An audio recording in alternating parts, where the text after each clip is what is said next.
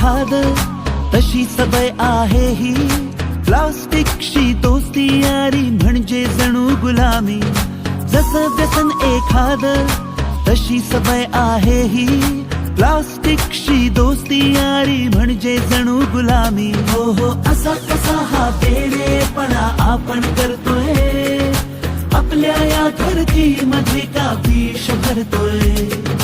असा कसा हा वेडेपणा आपण करतोय, आपल्या या धरतीमध्ये का विष भरतोय. आता जर का सत्य आपण हे लपवणार, तर सांगा पुढच्या पिढीला काय देणार. नाही म्हणले नाही म्हण तू, नाही म्हणणार सिंगल यूज प्लास्टिकला करणार ना ना ना. नाही म्हणले नाही म्हण तू, नाही म्हणणार प्लास्टिक वाल्या कचऱ्याला करणार ना ना.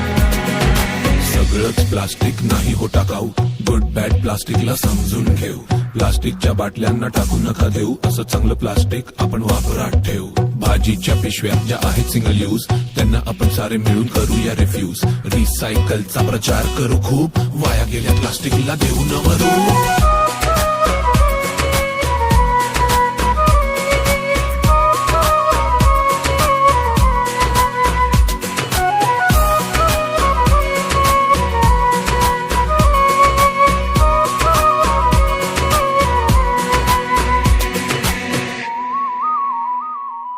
जन्म माणसाचा तुला देवाने का दिला, पृथ्वीचं रक्षण करण्यासाठीच रे दिला.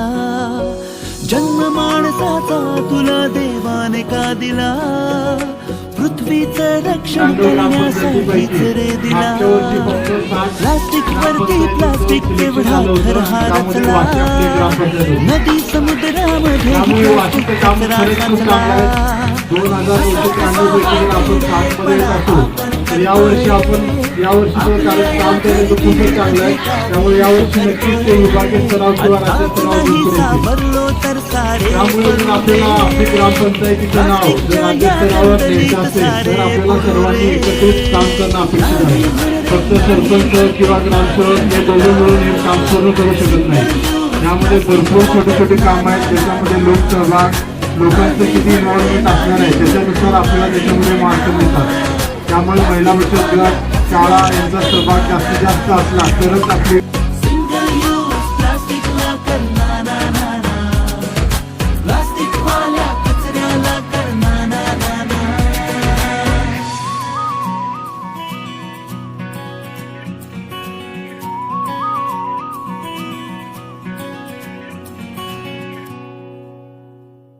तर पाहिलं तुम्ही की धोका किती वाढला आहे. जर आपण या प्लास्टिक कचऱ्याला नाही थांबवलं तर एक दिवशी हा अजगरासारखा अख्ख्या पृथ्वीला गिळून घेईल. आणि तुम्हाला एक गोष्ट लक्षात ठेवायची आहे की काय गुड प्लास्टिक आहे, काय बॅड. रिसायकलिंग यात खूप महत्वाचा भाग आहे. जसं प्लास्टिकच्या बाटल्या ज्यांना आपण रिसायकल करू शकतो, आणि यांच्या रिसायकलिंगसाठी जास्तीत जास्त प्रयत्न केले पाहिजेत. ही उद्योग, समाज आणि सरकार तिघांची जबाबदारी आहे. तेव्हाच आपण वेस्टने वेल्थ बनवू शकतो. आणि